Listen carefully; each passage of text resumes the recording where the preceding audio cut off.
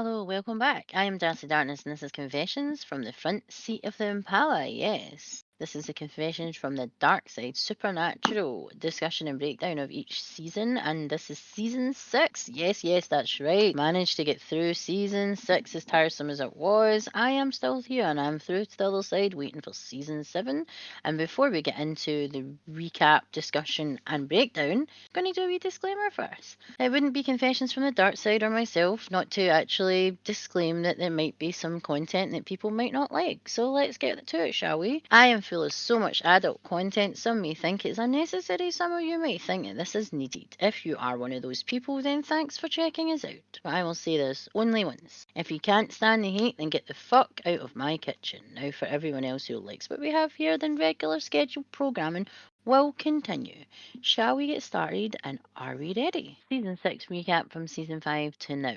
Angels versus demons. Both are dicks and they cannot be trusted. The boys again are being put against each other each and every time and wonder why they always get their birthright. Why their birthright is what they've been through, be it their family, their past, their present, their future. If this was always the plan, then why did Dean have to get a deal and then go to hell? If Chuck had been writing these stories about their past and their present and future, then how would it be up to them to stop the apocalypse, even though they had to bring the apocalypse here technically, even because it was angels and demons together, etc., showing that they can actually work together for not even the greater good. It was for a decision and a plan themselves. But anyway, they didn't think about intervening. That's what really annoys me. They knew it was going to happen. They know stories can change, so why didn't they intervene? I know they tried intervening in the other part of the story that may have not actually been direct linked to the Winchester. Still, fuck, they've got this almighty power to do these things, yet they haven't tried to prevent things until it's about to happen. It's made the boys question everything that they have been told and what they believe, and everything has become null and void for the greater good, for what heaven expects them to do when they have lost so much already. It seems that God and God's subjects of heaven can't delegate or resolve their dysfunctional families, so they blame it on others. Deflection, and they create a solution to fuck up two human brothers, their relationship, their family, and their everything, all in the name of a brother's love. Also the attention of their father, and between God and his angels who are children, it's similar with the relationship with Sam and Dean. They're like trying to get two brothers that love each other but they're different. They have different personalities, yet they always want their father's approval, and they go about things in the exact opposite way, some longer than others, to get to the same end point, but they do get there eventually. Sometimes it just takes Sam ages to actually figure that out, and he comes with death and destruction usually all around him because of his silly, I'm not going to go off on a rant already. Is it just me, or has God created his own creations, his children, fight with each other for his love for a competition, toss a grenade in there if we will, telling them to choose between him or their brother? God is a lie, God is a dick, and God has left the building and has left no forwarding address. So don't trust anyone, people, and let's see what season 6 has to offer, shall we? So season 6 episode 1 is called Exile on Main Street, and the recap is basically showing you everything that happened a year ago at the end of 5. Sam and Lucifer, Michael and Adam, and then they fall into the pickle, and then Dean wakes up and he's in bed next to Lisa, who is Ben's mother. You can remember years ago she's been in it, where Dean had a weekend of debauchery with Lisa and has a child now around about the same time. Even though she says the kid's not his, it's obvious that they're trying to make an assumption that it actually is. There's a song playing, and when you realise you cannot have it all, this is an anthem for the Winchesters. It really is, because they can't even have a teeny tiny bit of happiness without someone coming down and fucking smiting them. Fucking hell, everything that they do for the world. So he's not driving an the Impala, it's a truck. He's living a normal life, this apple pie life that Sam told him to go have that life that we should have had, basically. Go do it. So you get away from hunting and just go live happily ever after. But do we like a domesticated with Dean Winchester, though? And as you know, when I go through these podcasts, I will ask questions throughout, and if then just on to Discord. He's having a drink with his neighbour again. It's a wee nosy neighbour, and that's a big red flag in Supernatural if someone starts asking you lots of questions. They're supposed to be your friend and you've been there for a year. If someone doesn't want to share, then don't ask. The first time's enough, but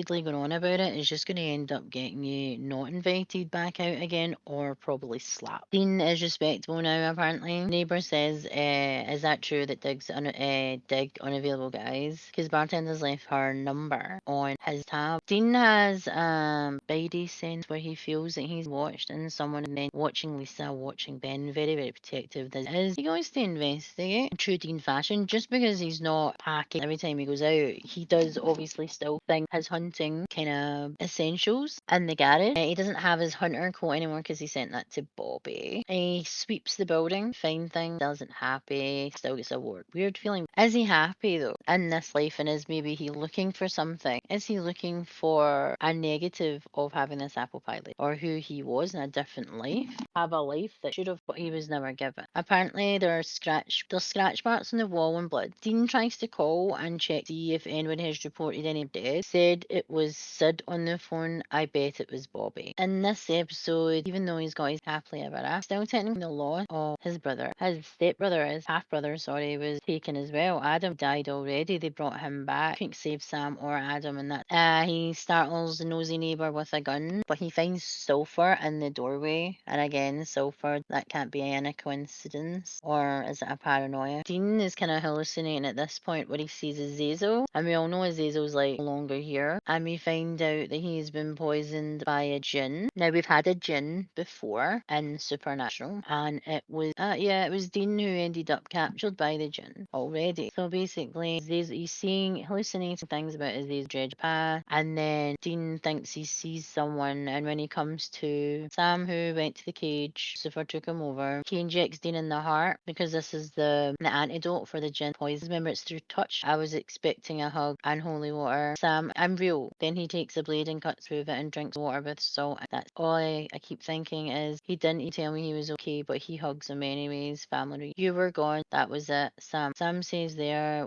then it was backfield and it was raining. But when he looked up, he'd been weak and he had found nothing. Dean, how long have you been back? A year. Like, I'm alive. Like gave it up for a while. The life. Dean's like, you left me alone and you went solo. And he sounded so pissed off too because literally about for a year and never even say, look, no, I had to be an absolute cop, wombo, and not tell him. Yes, he was doing it for a good reason, but he's your brother. It's not like your mate. It's your brother, for fuck's sake. And Dean has done loads for Sam through his entire life, but he decided to be selfish as fuck and do that. Sam has been working with the Campbells. That's Samuel, their grandfather. You find out that he was actually killed before the boys were born by Azazel. That's how the deal happened and all that. So Samuel's back, and we don't know how he got back because he died in the 70s. So at this point in time, we're just like, how the fuck? Why? So it makes no fucking sense. So do we still think Sam is gullible to be shacking up with a family? Yes, they may share his family blood and name, but he doesn't know them. They're strangers, basically. Is Samuel up to something? Because he's a wee bit distant with Dean and he's a bit of a cock, to be honest. Do you trust Samuel? I don't. No, I don't. But yeah, it was no. It was just there was something about his initial introduction here compared, even though he was quite rough around the edges in the past episodes where they went back to the past. It was still a wee bit odd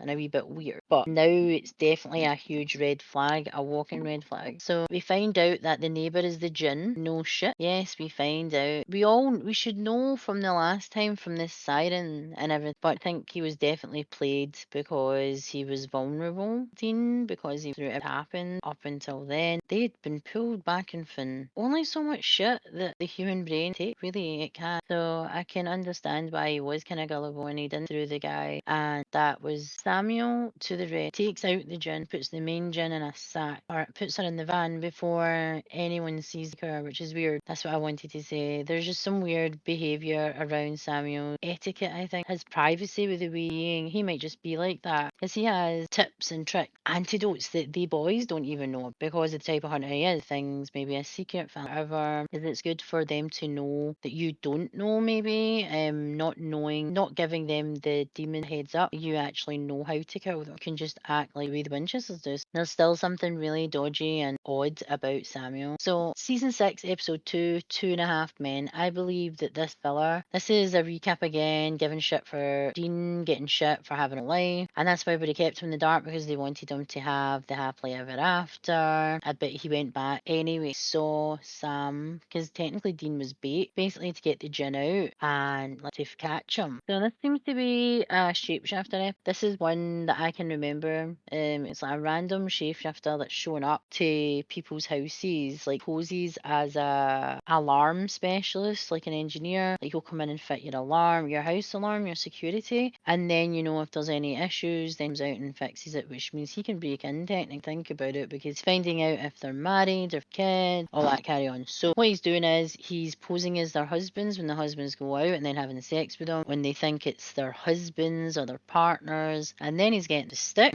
getting them pregnant, and then coming back in more than 9 months. It's like a year's time he's coming back when the babies are born. I think after like the first few months of them obviously being born, and then he's abducting them. And now it's funny because there's really some funny parts of this episode that you probably wouldn't get away with doing now. Like the baby sees a African American baby on the box of nappies or diapers, and then changes from like a Caucasian baby to an African American baby. Apparently they can change from a really, really young age, like it's almost like identical to like the way an adult shift would be able to change and become the person that they see or they're wanting to become. And it's basically the whole episode of tracking down the shapeshifter. And we find out the shapeshifters are actually working together to create as many children, hybrid basically, to create more and more of them, like they're dying out or something. They find what they call the first shapeshifter basically. Dean is still with Lisa, even though he did help with the gin. Sam still wants him to have a normal life. Dean catches Ben in his trunk of the Impala where all his weapons are, and he wants to learn how to use guns and weapons, and says to him no, that it's not going to happen, because he didn't have that choice. He was just given a gun by John, daddy douchebag, and told to basically point, aim and go for it basically. So he doesn't want to do that to Ben. He doesn't want to introduce that type of life to Ben, even if it's like a bonding exercise. He doesn't want to do that. He wants Ben to have the childhood he never had. So Samuel, their grandfather, they're trying to search what the hell's going on, and the coincidences of all the different babies all over the place, and the parents killed. Dean's showing Lisa how to use a gun, and also assaulting the windows, because Dean's went back to it, this shapeshifter now has enough information to find him, and he knows if he finds Dean lives, by showing him how to use the gun, whatever's going to come through that door. Dean's actually really good with babies, which is really, really weird, because Sam's even impressed. It's just because his sister has a baby, apparently been sent out to pick up things. Samuel wants to keep the baby. Dean and Sam have the baby. He wants to raise it as a hunter. Yeah, a shapeshifter as a hunter, so he can understand them better. He says congratulations, it's a boy, and hands the baby over because they were struggling to have babies, which again, weird. The shifters end up killing his way through the Campbells because he just wants his child. He doesn't give a fuck. So Samuel brings over this silver net, says like, get the silver net. It's like, what the fuck? There's something definitely going on that he had like that at this time for this situation. Like, knew he was going to do. He knew he was going to capture the alpha, and this is what they're calling it. The Jinn they captured from the first episode is an alpha. She is the first Jinn of her kind, and the original, and the alpha that was. They are looking. Seems that they're trying to find as many of the original alpha monsters, but we don't actually know what it's for. There's a connection between the DNA of the child, obviously, and the alpha, and its actual biological father, so they'll always be able to be found, which again is putting like an X on the child technically, and on the family that would be having said child and stuff. It's very weird. They capture the shifter. Dean's unsure at the end of this episode. He doesn't know whether it's safe to be with Lisa and Ben, or is it just easier just to walk away, safer to walk away. He also admits he doesn't want to be like his father, and he never wanted to be like. Lisa has said that Dean doesn't want to be there, but he also misses life before, and she's telling him he's not an awful person, so she's telling him to go hit the road. She says no, they should break up. Dean can come back in once at a time to come to them. So basically Lisa has said that once finished a job to come back, that she'll be there. Season 6 episode 3, The Third Man. Recap: Dean and his normal life. Both worlds, but you can't have both of trying to have Cass, Heaven's most terrifying weapon. stepping, Cass talking about Raphael and talking about how holy fire is dangerous angel. Then it says now. There's a man bleeding from a shave and his skin is slipping off and there's bloody footprints, blood's everywhere. I think I'm bleeding. Lol, no shit. Then he explodes. Dream, then Shad and Supernatural. So Dean's having a sexy dream about him and Lisa, and then it cuts away to a sweaty Sam doing press-ups. Who the fuck is this for? Kripke, what the fuck did you do that for? Give Damie sexy dreams. So Sam looks like he's about to eat the girl speaking to him and he pays her. She says, next time you call me on your night off, and then hands number. What a dirty boy. I think she might have been an escort. No judgment there. They're in Easter, Pennsylvania. Dean says a snarky comment about who died and made boss, referring to Sam. The traffic cops are trying to teach someone speeding. The officer puts vodka in his slushy. Now there's a man who doesn't want to be there and wants to make his job more interesting and go faster. So a bunch of cops have been getting their karma. No one knows why. We find out that someone has an ancient artifact and they're using it, and it's actually a heavenly artifact that was stolen by someone and has been broken into parts and has used. It's being sold, basically, selling off and auctioning off heaven's artifacts, basically, and is being used to get karma on the people who killed a man. There was enough evidence, but they managed to basically frame him anyway. The police officer, one of the police officers, before he ends up dying, they saying that they blamed him. It was like no face. He's got no face, and that's when we find out that it's actually the staff of Moses that's been stolen. Heaven,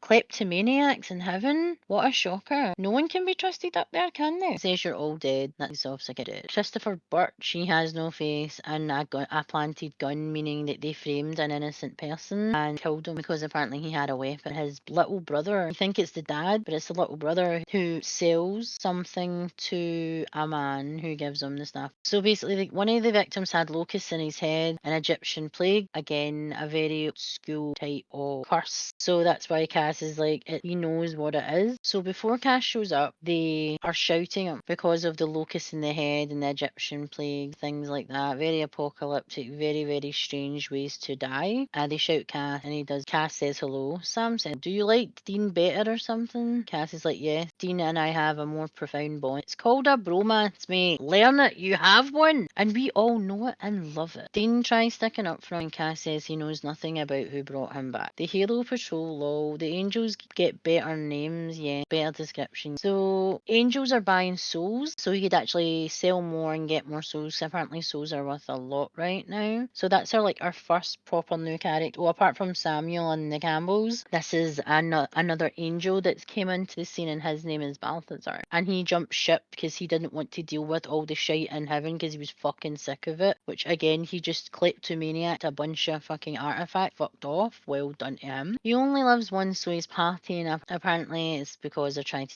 it's all the Raphael shite again. Do you not know what souls are worth? What power they hold? Balthazar says that souls are the only currency basically worth anything. Suck it, ass clown. No one said anything to Balthazar. Cass let him go. The boys having a heart-to-heart. Yes, this happens quite a lot. Sam says hell tortured Dean and still does. But Sam is pretending to be this stoic asshat. We all know a stoic asshat. What stoicism actually is, but actually doesn't, and just comes across as a complete cop. We all know one or several, I bet. There is no shame in saying you got dealt a shit hand and you're struggling. It takes more guts to do that than to suffer in silence. And that is Season 6, Episode 4, Weekend at Bobby's. A day in the life of a true hero. The true hero, the underdog. That is Bobby Singer. So this is a recap. Again, recap all the shit that's happened so far, but this episode is basically all about Bobby, Rufus, and Jodie and Crowley. They deals the souls, that just everything that ties them all together, and it's showing a wee bit of backstory and a wee bit. It's like Dean versus Sam. Masculinity much. Hurricane Tiffany, apparently a hurricane after a stripper. Dean was pissing himself at this. Bobby says bite Crowley after he summons up. Hate to see what you call celebrating to Crowley. Saved the sodden world together, but we can't drink together. That was Crowley. Craig, I aged 30 years. They start, and he says something, a couple of little anecdotes about the Craig, and obviously Bobby, the ever so agile listener, knowing that he said things and not realising he just gave away some information that could totally screw Crowley over in the future. Deal. Ice Lucifer, you rip up the lease and guess what? Paragraph 18, he would like to give it back. Bobby has been given 10 years and put it in a trap that could clearly see on the floor, so he wouldn't even see it. So basically, they're talking about the contract of Bobby's soul and legs, basically. It was supposed to be if he helped them take down Lucifer, then Crowley would give him back his leg. Let him keep his leg, sorry, so he wouldn't be in a wheelchair anymore, but also to get rid of the 10-year contract with his soul, but he didn't because it's fucking Crowley. He's a demon. Oh, sorry, he's the king of hell now, so he can do whatever the fuck he wants. He's not just a fucking crossroads demon. He's much, much more. So there's some paint on the floor that I can see, so how the fuck Crowley couldn't fucking see it is beyond me, which is a trap which traps him in it. Bobby and Crowley have a weird relationship, and it's one that you miss the most when it's gone. It really is. And yes, that sounds like a big ass spoiler, but they're not always in the seasons. That's even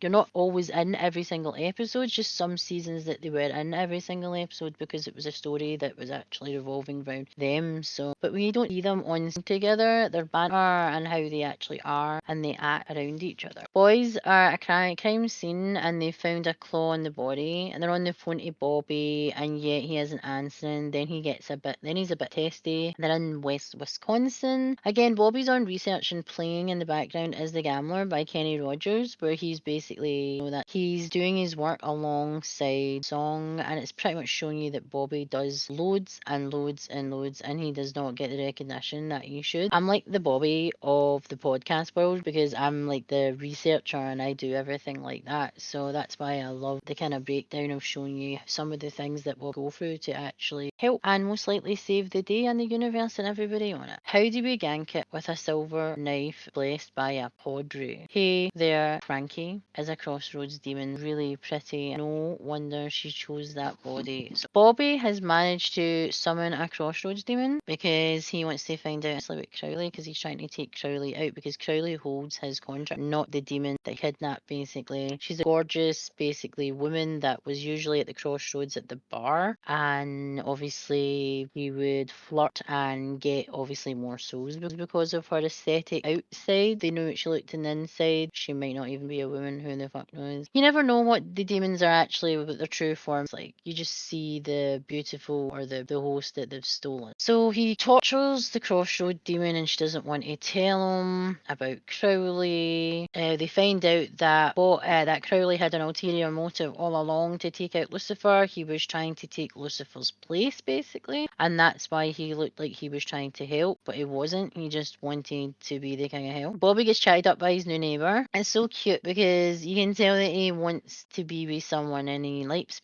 space, but he doesn't want to risk it all because he's been married and his wife was possessed. So you can see that he does obviously miss affection of some sort. How he can't find like a nice lady hunter maybe to get his hole, who knows? Bobby gets Crowley's real name and it's Fergus MacLeod. He finds out apparently the demon says they call him a leprechaun behind his back, or Lucky the little leprechaun, when leprechauns are Irish, not Scottish, and it's not the same, and Bobby is pissed off about that too. So why does Bobby need his true name? So does that destroy him? Maybe? Bobby is the fake agent superior. A day in the life of Bobby Singer, the real hero of this story. Now, Rufus has brought a monster. If you remember Rufus, he is the cantankerous old man that Bobby is friends with, and they get on, but they don't get on, and they're just hilarious together. So apparently this demon that he brings is supposed to be stabbed 7 times, but he doesn't do it. He only stabbed it 5 times and it's came back, and they actually had cemented it into his auto yard in his garden. And he also had the police there, who's Jodie, and we've seen her before, and she ends up being an actual regular a few seasons down the line. But it's again tying up Bobby with Jodie and Rufus, etc., and the outside world, because Jodie actually knows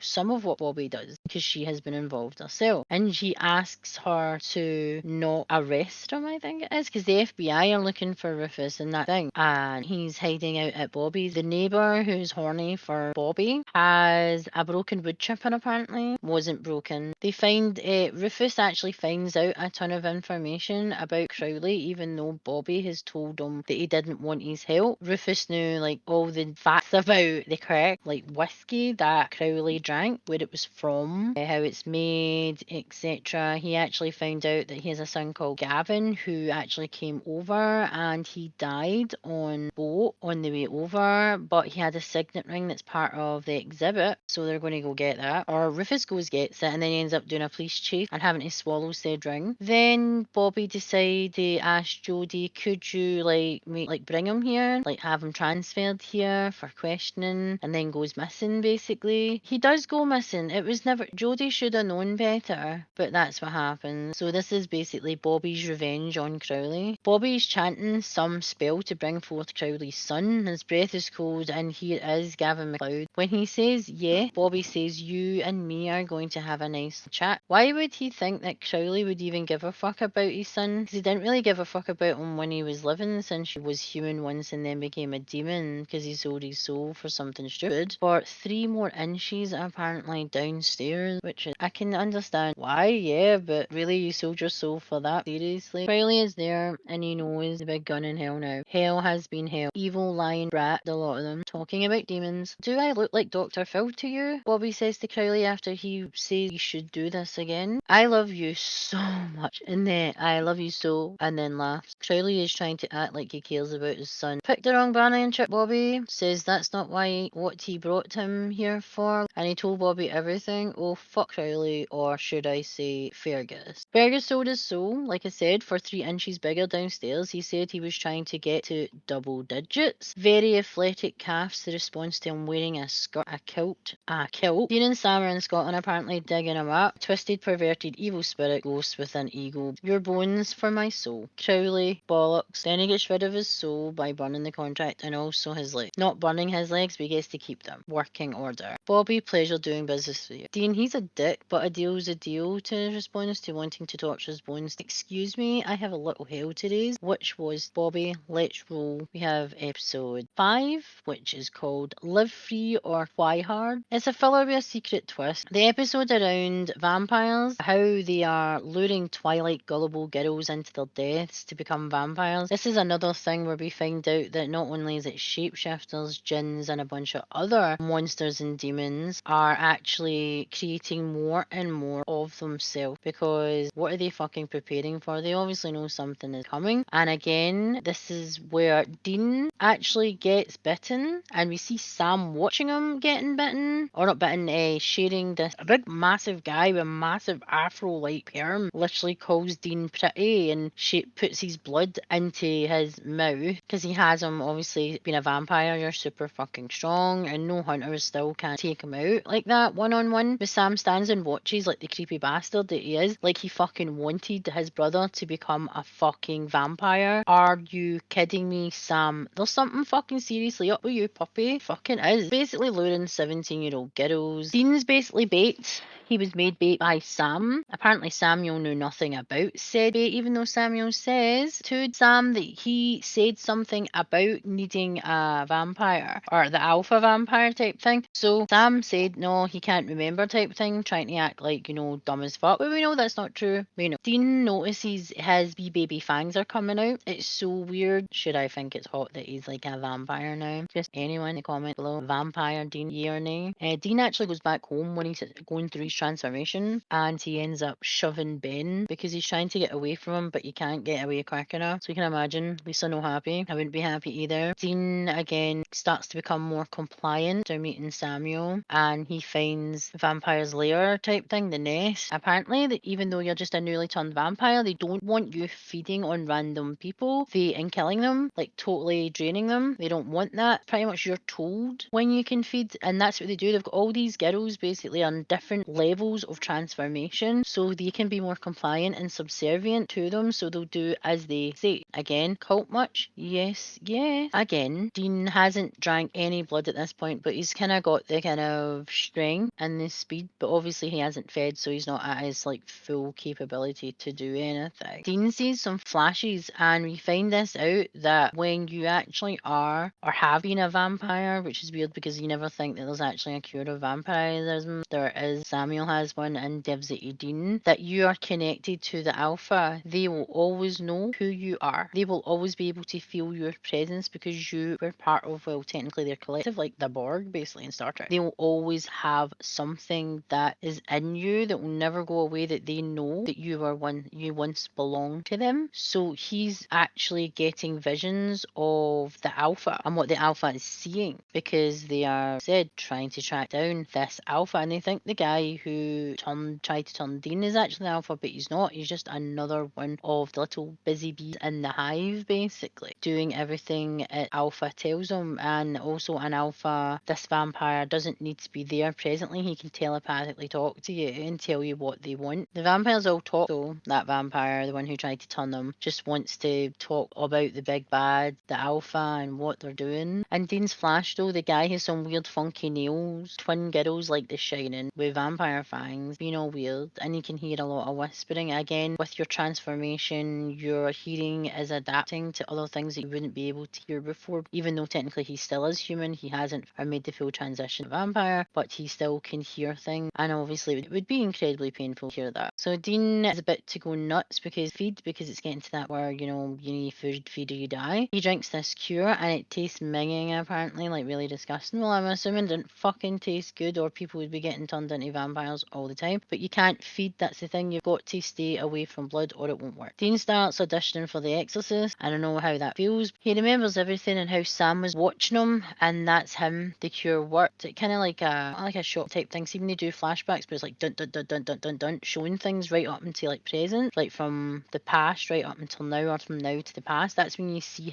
Sam staring at him, that he can remember seeing that there was so much going on and so much overwhelming stimulus at that time, getting the vampire blood into the system, that he didn't obviously process everything because so much was going on. And then Dean says he can rely on Sam. Can he rely on Sam? And he says, of course. Dean, that isn't completely true now, is it? Really? Episode 6, you can't handle the truth, it's a filler. The recap's just talking about having each other's backs, right? This is another filler episode. Basically, a girl just wants to hear the truth and everybody says all these things to her, and then she ends up taking her own life. Dean's still rattled about Sam, what he saw, watching him getting turned. So he's obviously replaying that for his own enjoyment in his head all day, every day. If it's not Sam, then what else is he? Who is he? Sam has lied before when he was possessed, so no wonder Dean's so fucking paranoid about it, because you don't know, because he has been possessed, he has pretended before. Again, 4 people have randomly died in a weird way that have been way too close together. There's a dentist that randomly kills its patient when he talks about something that he did to his daughter. So dentist did what any parent would do, hearing that. Bobby can't find out anything about Sam and what he is and how he came to be, and they don't know about, the stuff in the cage. And they're not sure if it's maybe the cage itself made him this way. So Bobby's worked behind the scenes, as he does, while they work the case. The dentist drilled the guy to death, and not in a sexy way. Dean says, see, we are like the same person. Like, get that. Would you trust Sam after everything? No, I'd be super conscious about him. If you were in Dean's position, what would you do? I'd be super aware, and I'd make sure that,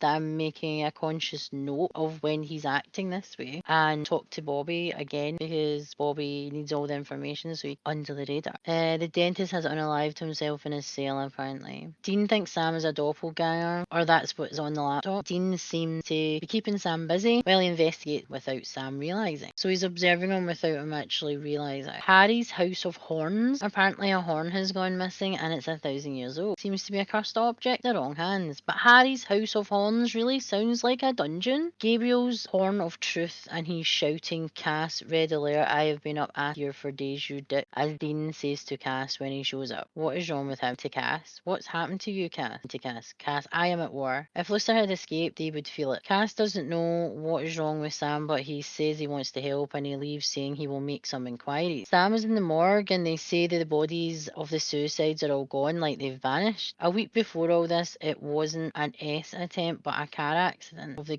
original victim. Anything else, I can get you, and he says he wants the truth. Woman in the bar says she is sitting like this so he will look at her breasts because she just bought them and she needs a lot of attention, and says good luck with that. That's fucking brilliant. He was so funny there. Bobby's being truthful and gets a pedicure, and how much he enjoys that, and how he loves Tori's spelling. Yeah, because he's asked for the truth and everybody's saying it, but once you're contaminated with it, then shit goes wrong. Sam is the better hunter lately, but Dean is his favourite. That's what the truth that Bobby was saying. Dean is on the phone to Lisa, and he gets gets the truth and he doesn't want to listen. Lisa said that she's happy Sam is back, but the minute Sam came back, it was game over for them. Me and Ben can't be with you. Goodbye. Dean is completely crushed again. He has to pay the price for a hunter's life. The first act, it was a S, not an accident. There is something not quite right. Dean, I can't lie here, or can he? Do you trust him? I do not. Dean, stay vigilant. Hunchies are there for a reason. Yes, they fucking are. Sam says he has Dean's back. Does he fuck? She did a summoning spell for her to find about her boyfriend, and now everyone's life is a tribute. 21st century speaking truth to the masses, which is a TV anchor. They find this out because there's a dog barking at her, and when you zoom in, her eyes are glowing blue. We have our goddess. The tongue is the best part that she said, and it allows all the lies to flow off, and she eats a victim tongue laugh. She keeps talking and wants to play truth or truth. Dean just says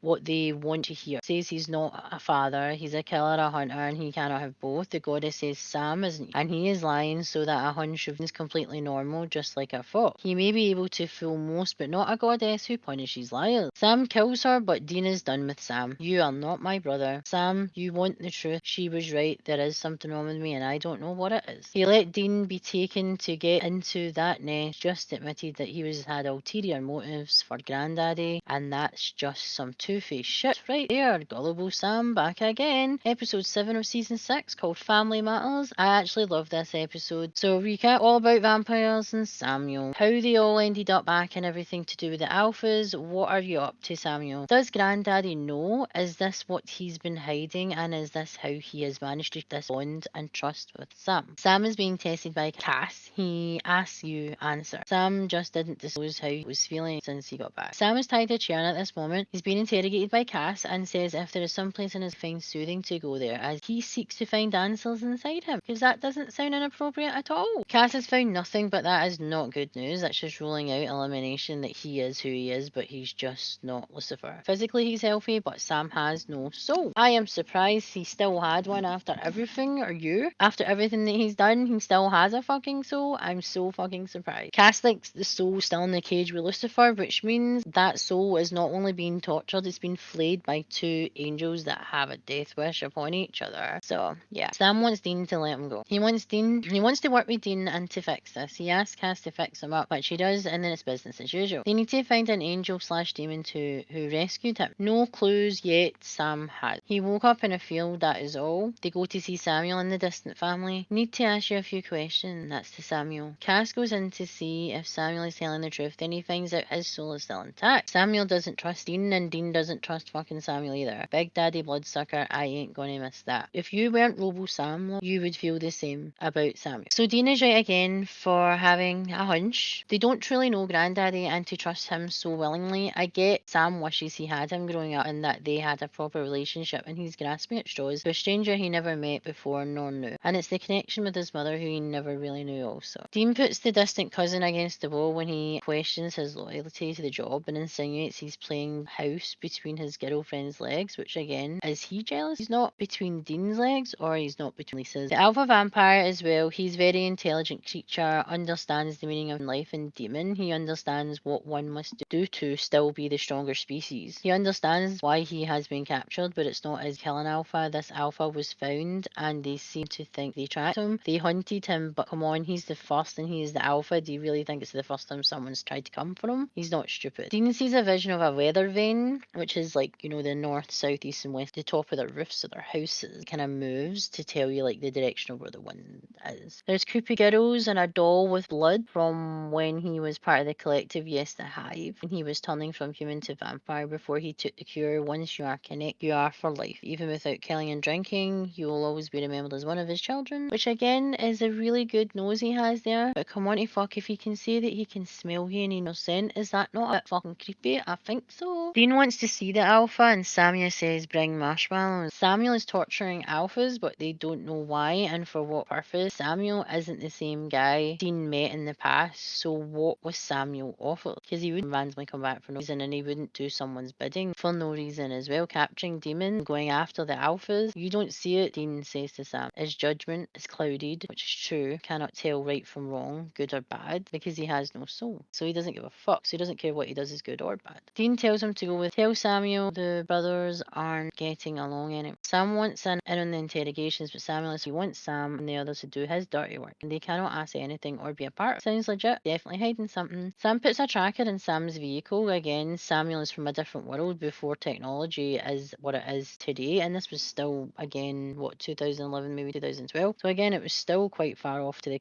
technology that we have right now. Sam, you smell cold because you have no soul. How souls are predictable. 60-40 is the percentage of Sam coming back to Dean. He believes that 60% is Sam, I think, and 40, or maybe it's the other way around, who knows. When we freaks die, where do we go? Is it Legoland? I'd like to think it was Disneyland, or that's what Dean's response. Stupid cattle, the vampire alpha referring to Dean, and he's talking about purgatory. Samuel doesn't care because he does as he is told. Whose hands up his arse? Putting jaws in a fishbowl, referring to Samuel caging up monsters. Meanwhile, Daddy Vampire toying with Samuel's guys. He sets off something and it causes the alpha vampire to get out of his restraints, and with some gnarly nails, by the way, and boom, why do they seem to think they will stand a chance against the alpha, the first of their kind? Whether they've had fed this last week, last month, they're a fucking alpha. Yes, you've chained him up, but I'm sure he could still take out an average human, even though some of those hunters aren't average, but you know what I mean. The strength, there's not a competition of their strength. Alpha Daddy has escaped. Samuel isn't happy that Dean says kill it or be killed by it, and Samuel is resisting but agrees to shut up, I think. Taking chumps out left and right. Boy with no soul, I have plans for you. You'll be the perfect animal, and laughs and tries to bite him. The chump's eyes turn black, so they are possessed, and Crowley has been behind it all that time. You are Crowley's bitch, to Samuel. Share with the class. Why are you searching for purgatory? Location, location, location. It's an underutilized, and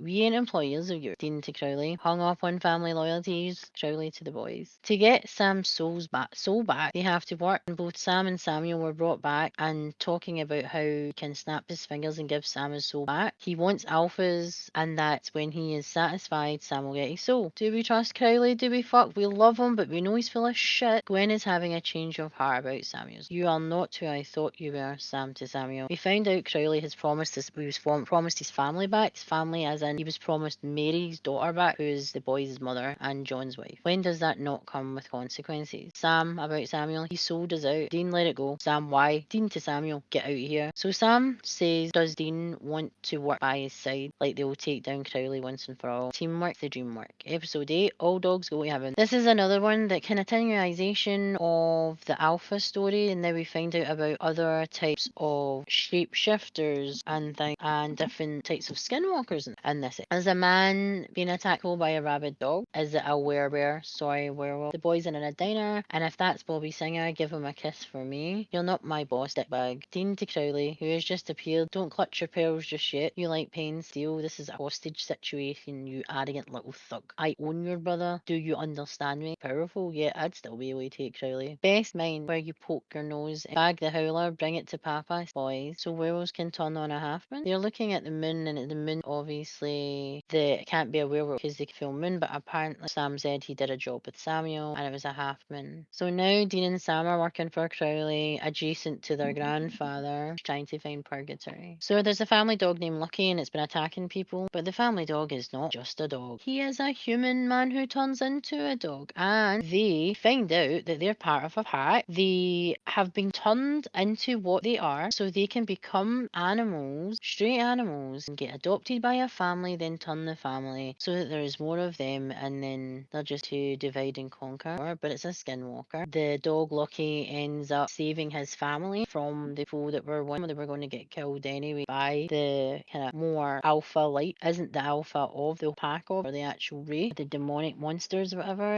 It's not the alpha, but obviously he's higher on the food chain to Lucky. He ends up getting taken out. The family that Lucky has been living with wants nothing to do with him, but he just can't help but protect him because it was the first act of kindness that another human had given him. But brothers at the end have a wee bonding session, says we gotta do, and then to get his brother. The end of the brothers bonding. Or episode 9, season 6, clap your hands if you believe Fuller. It's an X-Files type of episode. Sam isn't Sam in the recap, and he doesn't give a fuck about anyone. He has no soul, yet he wants to help and get the old Sam back by getting his soul. So he's going back to the old ways of Sam, yet he doesn't give a fuck. Again, it starts off with two teens kissing in a cornfield, and then an abduction, and then a crop circle, and then weird fairies. And we find out there's like not a curse on the town, but the watchmaker has these little elves and fairies who build the watches, but it's the firstborn they take, and it's not just the guy's firstborn, it's everyone in town's firstborn, and it's leprechauns as well they're talking about. Kind of ends with Sam's getting his ass kicked, and then he pulls out, it's either salt or sugar, we doubt if that is poured, then they have to count each grain, so it's the only kind of way you can actually get their, distract them. How he ends up taking him out. He talked a good game though, Sam, about soft rock music back time movie about feelings or something where the brothers talk. Episode 10, Caged Heat. It's a mega episode. Going to heaven, Clarence. That's the recap. That's what she calls Cass. Haven't we missed Meg? I know I have. And the way she talks to Cass is so funny. Building rapport, I wonder what for. What's shown is Meg and Cass. Purgatory talk. Bad deals not made by Dean yet still having to pay the price. Alpha talks again. Crowley's beating himself up. Literally. Even his other self is more sarcastic, and I love it because he's actually torturing a shapeshifter who's obviously Shift Crowley while he's beating him up, and it's really, really, really, really funny. Did I tell you I have a nursery? And I know you care about it. Says kill them all. He is referring to the shifter as the kids and then kill the parents. It's been a plan, and it seems that all the alphas are doing this, and for what purpose? They're creating more of their race. We know why we need alphas to tell us where the location of purgatory is, so I wonder what the alphas are up to,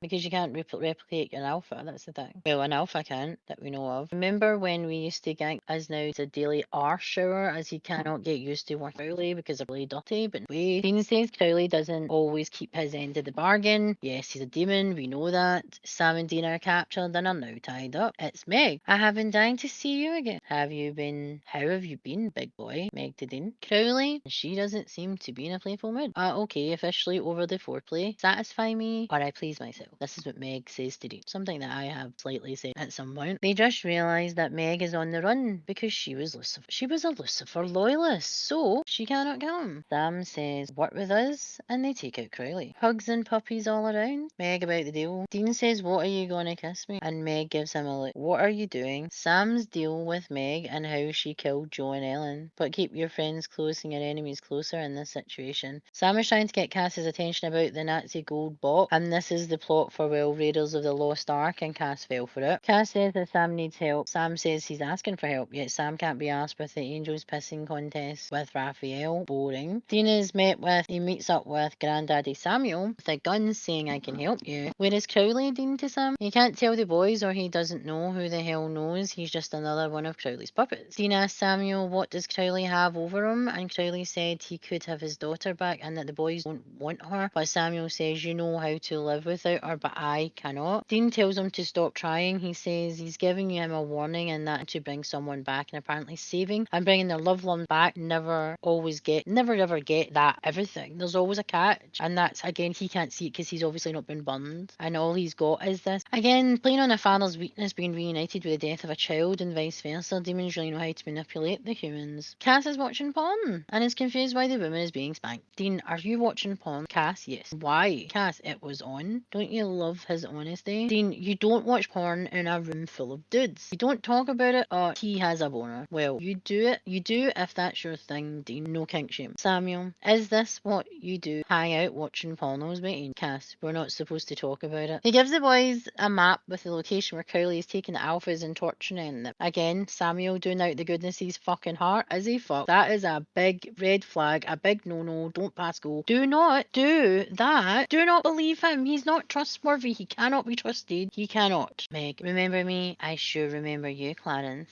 Cass, why are you working with these abominations? Meg, talking dirty like this? All good. Dean, alright, simmer down. Sam, do you want us to take you to Crowley or not? As he wants, and he takes one of our mob, and he's keeping the knife, so he was just returning it on our behalf. So they've went to the place where basically it's given, and it's a fucking trap. Typical. Meg tries to flee her meat suit and she can't. She's went there with the boys because Crowley, this smart little backstabbing cunt that he is, has rigged the place with not only like sigils but things to prevent demons from jumping bodies, so once they die they would literally and totally fucking them up. So he knew people are going to come from this fucking trap. Meg has taken them all out on, but gets punched out by Samuel's nephew, who's been possessed for a while, and takes the angel blade. Putting blood fasting. I'm the guy you never want to see me, said, who are you to me? Meg is stripped with she's on the table and she's about tortured by Crowley. Meg looks really scared and the demon knows it. He wants to get information out of her, probably Lucifer, the war, the boys, the angels. It's in the nephew's body, I think, or the cousin's body. Dean sees body parts of demon monsters in the shower, they're everywhere. Breakfast his 2 new vamps, I think. He is well about to get eaten. Sam has created a seal when the 2 demons have entered, say that Sam is joining Dean. Haha, can escape and save Dean and go for Crowley. Sam takes out a bunch of demons. Meg says, you know you're sticking that knife in all the wrong places. Even as she's getting tortured, she still finds a way to be sarcastic and savage as fuck. I love Meg. She looks like she's in agony, but she doesn't let that bother her. She continues to laugh, because again, a laugh would probably slightly put someone off. Crowley eventually takes out Meg, then tries to take out the boys, then he uses the demon blade and destroys the seal, and then they go at it. Cass comes back with Crowley. Crowley takes out Meg and then tries to take out the boys using the demon blade. I can, referring to the soul, and then he sets it on fire, but that seems way to the king of hell. Something just isn't right. Meg is gone. This is them, they were all talking about the soul and how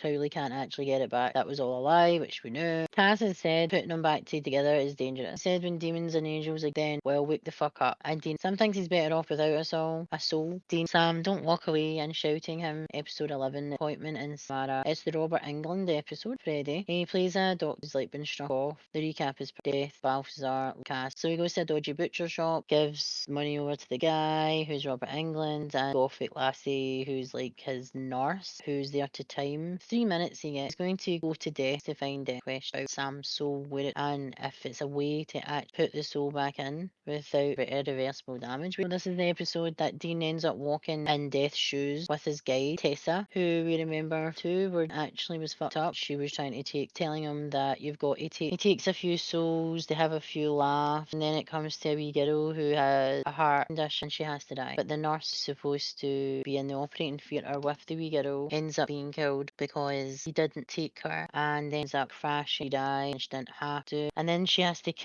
she kills the wee girl anyway because things had happened. It fucks with the natural order of things. People die there's way before they're supposed to. Tessa even tells the nurse you weren't supposed to die, it was supposed to be decades in the future. So he ruined that woman's life. Good job. Dean thought he had failed, but he hadn't. Death was just pushing he could actually do what he has to do on a daily basis. He says can put his soul back, but he'll have to put a wall up because the wall will protect him from the torture and the brutality that has endured the entire time that it's been down in the cage. So apparently 75% of this will work, but he can't scratch it because it will fall down and may not be able to survive it. That mental torture all coming down of things he might not remember because things did without, it's all going to come back in a massive wave. Death is such a soothing voice. There's white light noise vibrations, a lot of painful screams. Episode 2, like a virgin. Sam and Dean, the year lost, normal life versus hunting life. Back in the Saddle by Aerosmith. Playing, showing you all the alphas. Crowley talking about their mother, their creator, and how they get to purgatory, how to get there. Sam's soul is now in him now, but we don't know what has happened and how Sam's death had put it up and put the wall up. Did he scar the body so he couldn't host his soul back? Who knows? Small aircraft, flying, bad weather. Kinda looks like The Night Flyer by Stephen King. The screams, and then the supernatural old glass shattered. Castiel, his soul was in place. Sam, don't sugarcoat it. Dean to Sam. His soul felt like it had been skinned alive, Cass describing it. What it felt like, he checked on Sam and his soul. Sam stoats in after the soul and the wall scenario, and he can only remember the finale. Sam remembers nothing. It's a good thing. For now anyway. Sam also thinks Cass got him out, but Dean tells him he had leverage to use on deck. Dean hasn't filled in the blanks of everything, and when does that ever work out? Why the poop face to Bobby? Bobby cannot forget, and he's struggling to look at Sam after everything. They cannot because it can crack the wall, so they have to act differently around him because of all the shit that Sam actually subjected everybody to when he actually didn't have a soul. Sam ain't done. Bobby, classic. How many apocalypses has he started, created, and well was the root cause? Wake up, Dean. Boys on a case again. Jared, again, I salute your talent of your craft. Again, bravo. Baking cookies for the Lord, is that even legal? Sam is shocking, thinking women by that age have decided to throw away their first time. Dean, I like one with experience, lol, don't we all? But having a sex positive person doesn't are any good. Giant bat attacked a woman and she's taken to the hospital kinda roughed up and it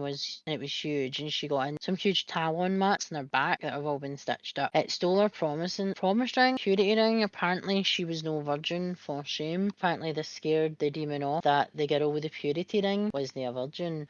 You can wear a purity ring now if you made a mistake or maybe you regret it. Fuck's sake, man, just because she's not, it should be a different type of ring then. However, virgins in gold, DP did it lol. World of Warcraft fan sites apparently is where it's taken them when they're looking for their research on dragons. Apparently this is an old animal, a mythical creature, a dragon. Apparently they haven't been heard of for about 700 years. Bobby sends Dean to to a professor that he knows that actually that is her job for like mythological creatures artifact, and they find out what can destroy a dragon and what would a dragon be looking for. We find out the dragons are looking for virgin. They're looking for virgin blood. A ritual perhaps? When does that ever not fucking turn out right? So to kill a dragon, you need a blade, one forged with dragon's blood. You need one to kill one. Took 20 years and some lousy sex to get such a sword. That's the doctor. Not Excalibur, but they saw the spell to a stone. Apparently it was popular at that time to actually spell them to stone. Dean gets some hero music and he can't remove the sword, so he makes a poo face instead. Oh, son of a bitch. Have an idea, but you ain't gonna like it. Dean, in Dean fashion, blows it up. And he actually snaps the sword, but you only need the blade, so if you had part of it, it still matters. It's childish and funny that he does it. But I thought it'd be similar like in Game of Thrones where you just needed a shard and that could literally kill it. Sam is having a lot of deja vu, no shit. This is due to the wall that has been created so that he could have his soul back, but not the repercussions of the torture it endured in the cage. For a little over a year, which is for hell as time runs differently, so it had a lifetime of torture. Will the wall continue to save Sam, or will it bring it down? The dragon man, where he got the blade, and he says Comic-Con knowing that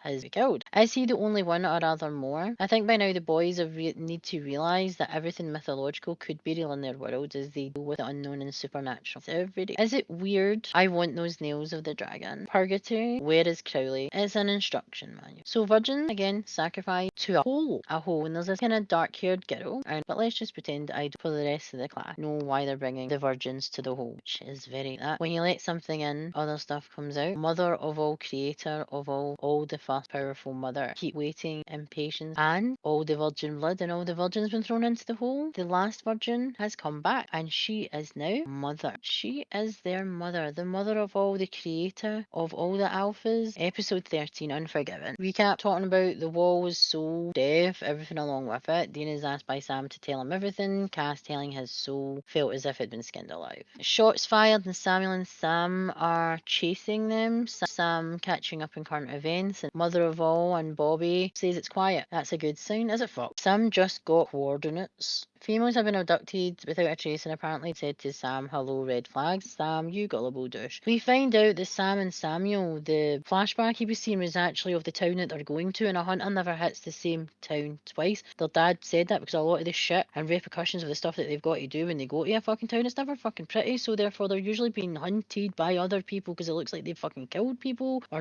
broken several fucking laws that could actually end up in jail, and we've actually gone through that in earlier seasons, so he doesn't know, and the walls protect them from that. They go to a town because men were being taken and they weren't being brought back basically, and now women are being taken. You find out that everybody that Sam has slept with, every woman that Sam has had snoo with, has been abducted. We find out that the sheriff actually of the town, his wife's there, but his wife, he went missing. He went to help him, Sam and Samuel, but he ended up, it was a massive arachnid, and it was looking for men to mate with. Again, a wee part about a year ago, made to make more, and now women are being taken. We find out that the sheriff didn't die when they took them out because Sam shot the sheriff, and it didn't work because he had already started to evolve into the entity that had already infected him, and he's coming back to take out May, still similar to himself. He's a complete arachnid now. So again, he can't remember. So it was still an episode of meh filler, but it was showing the fact that he couldn't remember something that he had done with Samuel, showing that the wall actually works. So at the end of the episode, Dean asks if everything is going to be okay. Lessons this episode: don't go back to the past, job or anything. You move on, you don't look back. Sam has collapsed on the veil, the wall, the memories, the torture. Sam is on fire, so yeah, there we go, exactly what Death said would happen. You start scratching and it will kill you. Episode 14 of season 6 is called Mannequin 3, The Reckoning, and it's filler. Basically, there's a girl that has gone missing and a bunch of guys start being killed off. The first guy is a janitor at a university, and the mannequin in the biology lab comes to life and kills her. Everybody's been taken out by object, and obviously a spirit who again cannot move on because they are trapped and they've become an aggressive spirit, and they're taking out the people who actually killed them. The woman was a simple woman who They basically created, it was horrible. It was a form of bullying. It's horrible. 3 guys or 4 guys in the plant that they work in, the factory, decided to create a fake romance, saying some man feelings for her, release flowers, chocolate, send cards and stuff. And then they lured her to one of their apartments. She finds out, tries to leave after they laugh, and someone grabs onto her, but then they let her go. She bangs her head and she dies. The janitor, who's killed at the start, said that he doesn't want them to phone the police because he'll be done with manslaughter, and that it was still dangerous even though he did kill her. It was just a prank. Find out that when they find her body where she was buried, because she was in an unmarked grave, isn't the thing that's hanging to her. It's the fact that her sister had a kidney. She donated a kidney to her sister, and her sister ends up getting injured and ends up dying, and that's the only way for the spirit to move on. She shows back up and says she's sorry, and then that's kind of a filler-like episode. Hunter's life is bad luck. Satan's left the building. That Sam has Dean's back. What did he not before? Because when he said it without his soul, it was so fucking believable, wasn't it? Episode 15, The French Mistake. Supernatural within supernatural. Them playing themselves. This actually, they did use social media in the show, etc. Like Twitter and things like that, to actually keep the story and the narrative going, which funny. Again, it's a recap about angels and how they're dickheads, acting like children and fighting, blah blah blah, showing you old Meg and Ruby and all that. So basically, they're at Bobby's, and Bobby's away to get supplies. The Hunter's helper, which is whiskey. Balthazar appears about the Godfather and how they are in it.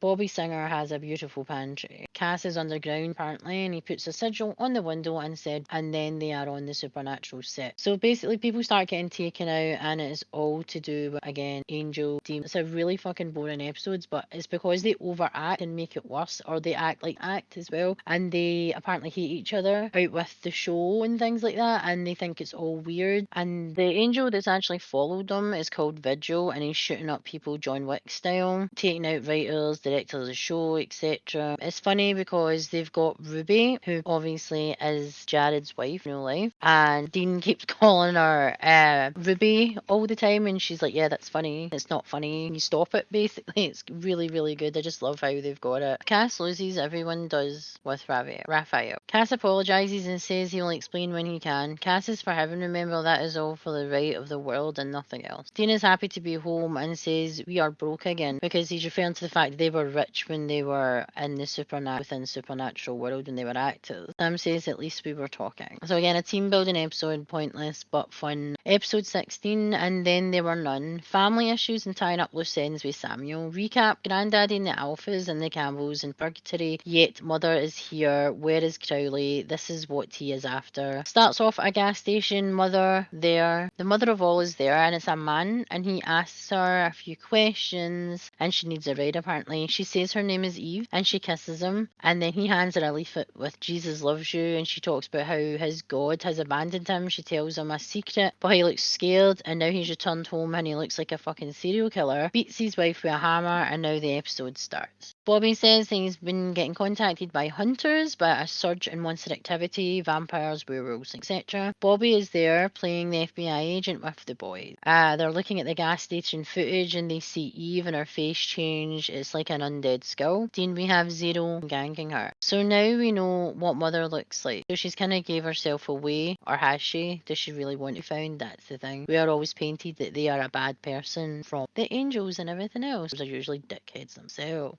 So Rufus is already there, tracking 31 flavours of crazy. Apparently 6 people have been shot and the police took out. Rufus said, just like old times of them working together. Black goo in the shooter's ear, and it's not ectoplasm. Rufus smells it, says, what the hell is that? Basically, it's like this worm type, centipede type thing that crawls in their ear, and then they do stupid shit, and they usually end up killing people and stuff, and it just makes people incredibly angry. It's similar to Croatoan, but on roids, because it's Eve, it's creating these things. Eve is able to be a creator because she is the creator of the alphas, so she can create more things and more races because, well, she's Eve, she's the mother of all. Family domestics, no loyalty with Granddaddy. Granddaddy is with them. They all electrocute themselves to see if they have one of those worms in them, and that's the only way that you can actually get them out of you is by doing that. Do not do this at home, kids. Rufus said he has a pacemaker and he cannot, but Dean Dean is the first, and he says son of an awesome. Then Sam, Rufus has still got it, and he's 3 toes down apparently, and Bobby can't stand still because Bobby is possessed, and Bobby ends up taking out Rufus. And every time it happens, when I watch this season, I'm still not prepared for it, because Bobby, this is like his friend his own age. It's a friend his own age, and they're like brothers, and they fight all the fucking time. They're like an old married couple sometimes. And he stabs him and he kills him. So when he's possessed by this worm entity, he's still aware of everything that's going on, and he can't stop what's going on either. He can just literally watch and scream as it's happening, basically. He's got to live with the fact he's taken out his best friend. Bobby survived, but Rufus did not. Sam taped up Bobby's mouth, nose and ears, and they electrocute him basically until the parasite dies and the goo all comes out. Apparently they're standing at the grave, and he said something happened in Omaha and Rufus never let it go. Rufus is family, and life is much shorter when you do. Bobby pours one out for Rufus, and then they leave Bobby at the grave drinking. My fave Johnny Walker, which is black, which is your favourite. Blue is also a favourite of mine. So he pours one out and has a drink. Rufus got killed by Bobby when he was possessed. So episode 17 is Balthazar's humour. He hates the fucking movie Titanic. I don't like it either. I don't think she's particularly a great actress, but I don't like that movie anyway. But what Balthazar did, he stopped the Titanic from sinking, so there was never a tragedy with all those people, because he hates the Celine Dion song, My Heart Will Go On. So he created all these additional lives, and people are being taken out because they're not supposed to fucking be there. So the fate, one of the fates, an angel, is trying to basically fit the shit that Balthazar has done, because all these people are living and have created lives that shouldn't be there. So that's what that episode is about. But Joe and Ellen come back, and Ellen is married to Bobby, and Ellen says herself that it's best to be taken out, like go back and reset everything, so the accident and the tragedy happen, because it's better going through the trauma of losing someone than them to have never been born at all. And also they've been killed in like crazy ways. But Bobby gets reassuring her that that won't happen. But Bobby knows that has to happen. He can't reset it and keep her. And again, that's Bobby's losses twice. He's lost his best mate, and he's lost someone that he hunted with and he was married to. And that, because it's just really sad. Episode 18, Frontierland. Again, talking about the Devil's Trap and the cult, and the man who created the cult created the Devil's Gate to protect everybody, keep the demons in. They find out Phoenix Ash is something that can kill Eve. It's the only thing, and they're in their family's kind of vault. I'll give Samuel that. He wanted to keep the history and the lore protected for future generations of hunters, so that they wouldn't lose as many of their kin throughout the war that is being a hunter's life. So he was meticulous with books and evidence and journals, and that's how they find out that there's actually a phoenix that is killed in 1861, the 5th of March, Sunrise, Wyoming. The gun Colt killed Phoenix, and then there's a pile of smoking ash. By the time they actually, because they have to go back in time, etc., they only have a certain amount of time to actually do this. They end up getting back to their time, and well, they have no ash, but a box comes, a postman brings it, like a delivery man, saying it's literally on this day at this time this has been delivered, and it's been sitting there for hundreds of years, which I fucking doubt, but hey, it's delivered and it's the ash. So they do get the ash, so they are a step forward. And Bobby didn't get a colonoscopy. That's how that ended. Episode 19, Mommy Dearest. Recap: Bring Me Creatures. Crowley and the boys' relationship and how they're in bed with each other with for good. Everything up to now, and finishing Eve, the mother of all, the creator of all. Very old and very pissed off. Want payback. So why purgatory and why now? Crowley, what is the importance of purgatory? Something that was created by the church to scare people. If you don't follow, then your soul will never leave purgatory. Yet in this, it's where the demons go. Phoenix and how the ashes will kill her. Dean will take the fight to her. Of course he will. Heaven must be missing an angel. 2 guys leave a bar, and then Eve touches them. Silly pickup line. Eve basically is trying to create more, like we've talked about before. She's testing humans to see which basically how she ate the more hybrid, because she needs more, because obviously for hundred years, decades, that basically it will be hundreds. Hunters have been taking out her children. So she's creating more. They create more hybrids, and they're like vampires and werewolves and wraiths, and they're like basically a mixture and amalgamation of pretty much all all monsters and demons all together. And Dean calls them Jefferson Starships because came in contact with Eve. If you're not aware, Jefferson Starships is a band. Starship is a band. If you weren't aware, using not 80s, 90s movies. Nothing's going to stop us now. Is a hit of theirs is, and I'll have Hot Chocolate is playing. You Sexy Things playing because I gave him a gift. And chaos, fighting, killing, brawls, and she's just watching it all happening. The sick puppy that she is. Then Supernatural, Broken Glass, the Phoenix Ashes bottles are putting into shell casings and take Eve out. So they put them into the shell casings, but their guns get taken off them when they actually go into the town that obviously Eve is trying to get them to go to. She's taken over, a lot of stuff is happening there. Dean is sneaky. He manages to get the Phoenix Ashes into his system by drinking it with a shot of whiskey. They show themselves, he shows herself as their mother. Apparently, is that not easier?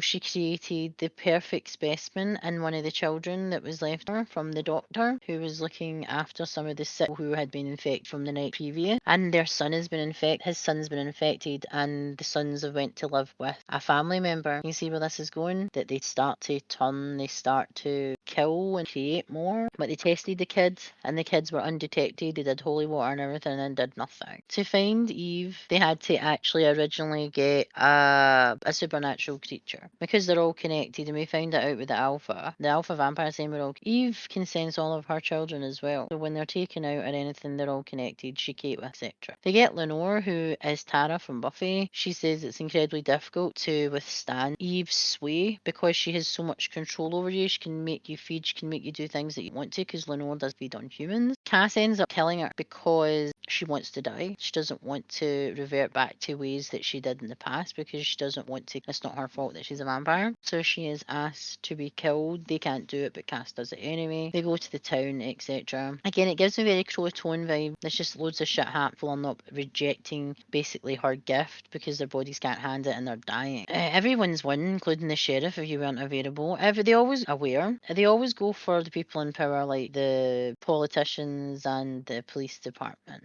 They manipulated the boys by using a wee orphan because they know they would fall for it. I am Olderling Castiel, boys bonus. I won't kill your friends. Killers. Eve to Dean says join me. Very cultish. Dean says bite me, and she does. And she ends up all fucked up, black crap like coming out her mouth, her ears, all her orifices and stuff. And then she literally just shut your eyes. Then Castiel goes angel and lights out. We gotta go now. Dean tells Cass that the wee boy is one of them, but it's all cheesy music and Crowley is there and Castiel, the boy, know about their deal working together. Would you forgive Cass for this? Although he is literally treated like a child because he acts like one, but he's an adult when he wants to. There's just, again, some things that are very similar. Myself, not saying that angels are autistic, it's just that I think Jimmy, the meat suit that he uses, could be on the spectrum. The Man Who Would Be King is episode 20 of Supernatural. Now we're getting ready for the actual kind of breakdown. I was a wee bit, it was anticlimactic for me when they took out Eve because she's supposed to be like the mother all-powerful being. They created all these monsters and created basically the things that they hunt, that she was taken out by Phoenix Ash, that yes, they had to go through a lot of things to get, but ingested it, she bit, and then it's like game over. Again, did Chuck actually write about that since we've not heard about him yet? The recap is Angels in the War and Heaven, the Cage, the Alphas, Purgatory, Death, getting ready for the finale. Castiel and Crowley's deal, working in partnership, King of Hell and the Angel of the Lord. Castiel remembers many things, watching fish, don't step in that fish, there is a plan for that. Cain and Abel, Sodom and Gomorrah, David and Goliath. Castiel, this is basically him it's his kind of past story talking about how he's came to where he is right now. Castiel can remember the grand story and how they ripped up the ending rules, destiny, and leaving freedom and choice. Talking about the boys himself, Bobby and Lucifer, and he has asked me the wrong choice. Well, you're in bed with Crowley, so I'm not sure if that's a good choice. This episode is a reflection of everything Castiel has seen, done, and part of, the rules of destiny, the story, everything in between, all before a new story, a new destiny is about to take over the universe. Dean and Stam are still working, Casey's and Castiel is checking up on the boys as he does. Crowley is still torturing and destroying alphas. Crowley is blaming Castiel and the Winchesters by destroying Eve so easily. Crowley seems to like torturing, yes, King of Hell, and a Crossroads demon. Castiel's mixed up his true purpose and he's questioning everything but Crowley. Castiel is talking about when Sam destroyed him and he came back when he was Lucifer. They stopped the apocalypse and he knew what he had to do. Castiel said he hadn't truly raised Sam and brought him back, just partially. He left the soul in the cage to be tortured. Sick puppy. Crowley said he will kill the Winchesters as Castiel won't. Crowley is very angry and his voice is grating in anger at Castiel's disappointment. Dean knows Castiel is a traitor and Castiel cleaning up Crowley's mess. But Castiel is confused, questioning his choice, decisions this left his life. It's all over the place. God wants to have freedom to the other angels. God wants you to hang yourself with the rope that is freedom. Raphael is a dick, remember. Who heaven is this? Castiel's playing all sides for the greater good, apparently. Raphael wants Cass to bend the knee. Would you fuck? He's a bit of a douche. You rebelled, now you will submit to me. Basically, Raphael, your will doesn't work on him. Soldiers were built to be sheep. Bobby said Cass torched the wrong bones. He did it on purpose. More lies. Crowley, I will make it worth your while. They do. Ding, ding, ding. Castiel has asked to be the next Lucifer. Make the angels fight against, create a war between the factions. Purgatory is this reason untapped oil, well of souls just waiting, plump and rich for the taking. Crowley wanted to bring Dean back in. He says no, he's retired. This is where they bring back Granddaddy Sam. It seems like the part of the plan tricks Samuel with the thought of having his daughter back. 50k souls or the apocalypse, manipulation, you can save us. Castiel, God chose you to save us. Crowley, I would do it. Fuck Castiel. Dean says you and Crowley working together to get the souls, we can stop Raphael. Now the boys and Bobby don't trust him. Prize. Sam, did you bring me back soulless on purpose? He isn't happy. Raphael is going to kill us and turn the world into a graveyard. Dean says to Castiel, you made the wrong choice and it's not complicated. You are just telling yourself that so that's easier to fuck up the ones you love. Dean, I was there where you are. Were you? Dean is like that father that's disappointed in the bad decisions you have made, and he gives you the I am not mad, I am disappointed speech.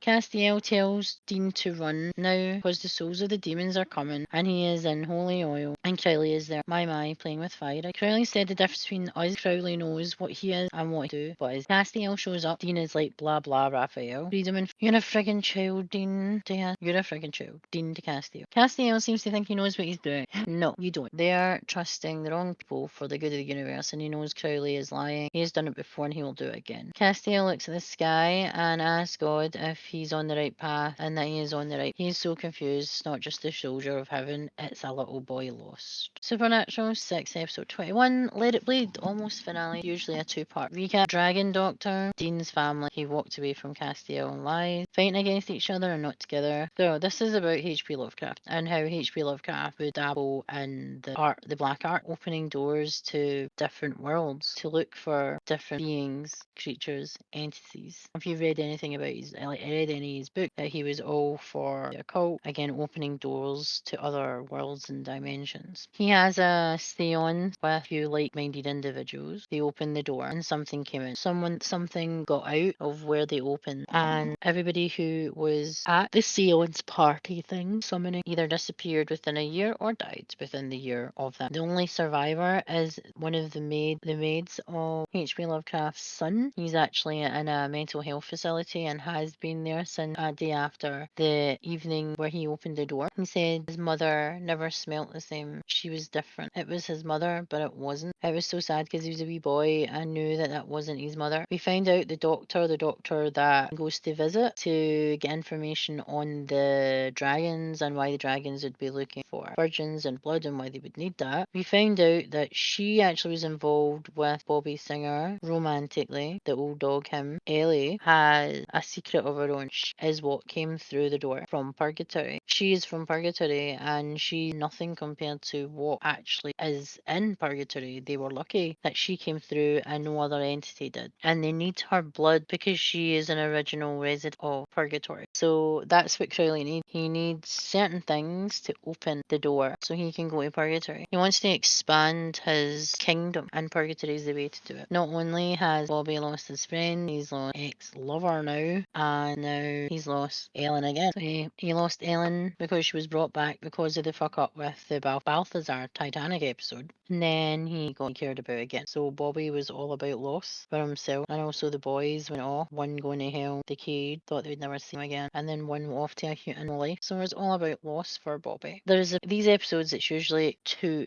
overlap them because lots happen because it's the last 2 episodes. Dean has to basically become again the protector of his old old life that he was living, because Crowley wants the boys to do things for them one last time, basically. So he goes after Lisa and Ben, kill Lisa's new boyfriend. They kidnap Ben and Lisa. Also, one of the demons possesses Lisa's body and stabs her, and she almost dies. And she has to give Ben a gun and tell him to shoot it. He said never ever shoot it. That person he had to become the way his father had him. So it was history repeating itself. He asked Cass, even though he's not speaking to Cass, in terms with Cass real, to make Lisa and Ben forget he ever existed. And he pretends to be the other driver that hit, because apparently they their car, but they can't remember really anything. And he just goes in and checks that they're okay, and Lisa says, "But we're all okay, that's fine." And then you see him heartbroken again, because he had to do it for the good of them,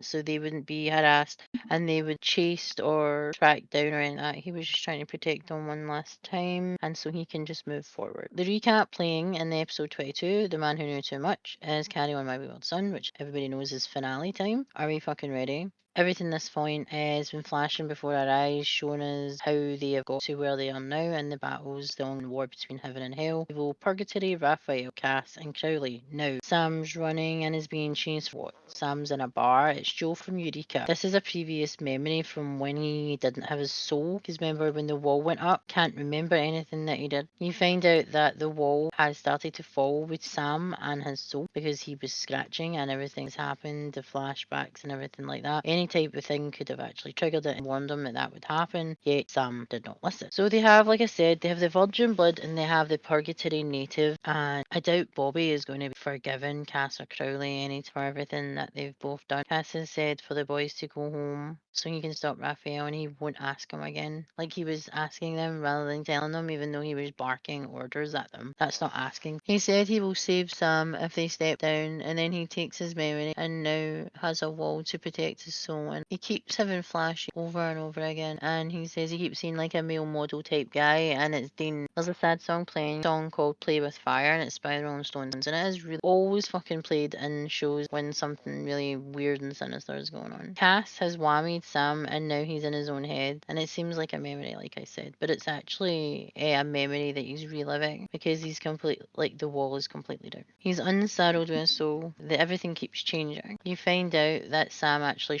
has shot the girl from the bar when a demon was behind her and had her by the throat. He actually, instead of shooting the demon, he shoots the girl because he doesn't care about her, didn't care about anyone, not even himself, and the demon wasn't expecting it, so he got to relive him taking a life. It wasn't him, it was like a blank slate. Balthazar took ages to respond because he was contemplating going back on what he had agreed. He gave them coordinates. Balthazar isn't going with them, as he's already betrayed Cass enough, he said, but he doesn't mind playing the double agent, the mole. He doesn't want Cass is actually trying to do, but he doesn't want to betray his friend, so he has some sort of dignity to some extent, even though he knows that Castiel is wrong. Crowley, are you forgetting you are the bottom in this relationship? This is him referring to Cass. Flee or die, Cass to Crowley. They both want purgatory for different reasons, yet Crowley thought he could control Cass, but he has lost everything. Cass' faith, his family, and the Winchesters, all because he went into bed with Crowley for all the wrong reasons, and he realised that when it was too late that he had lost. So instead of trying to repair, he couldn't, because there was nothing he could repair because it was going to happen anyway. Loads of different Sam Winchesters because of the wall and how the wall is down, and all the different versions of Sam that he has had, all appearing to show him who he really is. Jared was awesome in this episode with all the different Sam Winchesters he had to play to show that Sam is complex and misunderstood. Everything they have been through and the people they have had to become so that they can survive, and he played it incredibly well. Cass said to Balthazar, "We have a Judas in our midst." He said he's unsure. He asked Balthazar to find the Judas, which Cass/Misha had to become many different versions, showing how talented an actor he also is. To make us believe the lie, Dean jokes about a T-Rex Jurassic Park as a puddle has a ripple. A huge black cloud is coming, and the last time that happened is when they opened the Hell Gate and all the demons came out of hell. Never underestimate the King of Hell, darling. That's what Cat Crowley says to Cass. He wants to renegotiate their terms, and he has been in bed with Raphael all along. Again, Crowley ahead of everyone and always has a backup. Summoning Purgatory, they have everything. Could Crowley be any hotter? Some did think could have. But Bobby and the boys are watching Crowley, and Dean chucks the angel blade and Raphael catches it. Not as fast as an angel, it's only an angel on angel can defeat an fallen angels, so maybe just hurt them. Nothing did they do it wrong. But Cass had the magic ingredients, so Cass saw right through Crowley and screwed him over right at the end. Dog blood, not virgin's blood. Would he not even know the difference? He should. So Cass has done the summoning ritual, then he turns into light. He is the vessel. Can't imagine what it's like. They are all inside me. That sounds wrong. Very. Crowley said, sounds sexy. Yes, it does. The demon, I have plans for you. As he let Crowley go, but he makes Raphael at Cass. I saved you, Dean. Thank you. Cass, I saved you, and I was right all along. Cass is a nuke now during the eclipse. They belong with me, and he isn't finished with them. Yet the souls inside him have other plans. But he wants to punish all of of Raphael's followers, as you do. Dean tries to convince Cass to stop. Dean said he has lost too much and doesn't want him to lose any more, including him, saying he's going to kill everyone. Cass, you're not my family, Dean. I have no family. Dean Sam put the angel bleed through him, and he just pulls it out and says, I'm glad you made it. Sam, Cass is no angel of the Lord now. He is your God, a better one, and bow down to him, or he will destroy them. Dictator much? The end. Now this is different from the endings that Supernatural has had before, as it has a cliffhanger of what the fuck Cass. God is Cass. Purgatory is the door. Is the door still even open? Did it shut? They never said that it was shut. What's the plans for Crowley? What was Cass talking about? Who is he going to punish? Who are they for and for what? Will Cass explode? Are the souls too much for him? Will he take out the planet like Balthazar said because he's basically a bomb? Will Sam be as good as now? Will Dean ever forgive Cass? Will Crowley get what is coming to him? What did you think of season 6? Is this your favourite season of Supernatural? Or is it not? And if so, then why? What has been your favourite episode this season? And are we excited to crack on with season 7? Who do you think is the real hero in this season? Let us know in the comments below. If you like content like this, remember to go check out the Confessions from the Darkside platforms, which is Twitter, Instagram, Facebook, YouTube, Amazon Music, Spotify, and Buzzsprout. Let us know what you think on our social medias, and let's get chatting about some of the topics or all the topics that we discuss here. Let's grow our community and spread how awesome the horror community is. If you want to get to know us as individuals, then you can go check us out on the links below, which for me is YouTube, Instagram, Twitch, and Kick. Luna is YouTube, Twitch, and Instagram. And for the channel itself, you can contact us at confessionsfromthedarkside@gmail.com, behind the mash reviews at gmail.com, which is me, and Luna X Rising at. But I will see you next month for season 7. Never know. Can't really remember season 7. I know it's a long one because it drags out. Is it killer or full of filler? Who knows? I'm Darcy Darkness. That was Confessions from the Front Seat of the Impala, season 6, discussion and breakdown, and I'll see you in the next one. Later.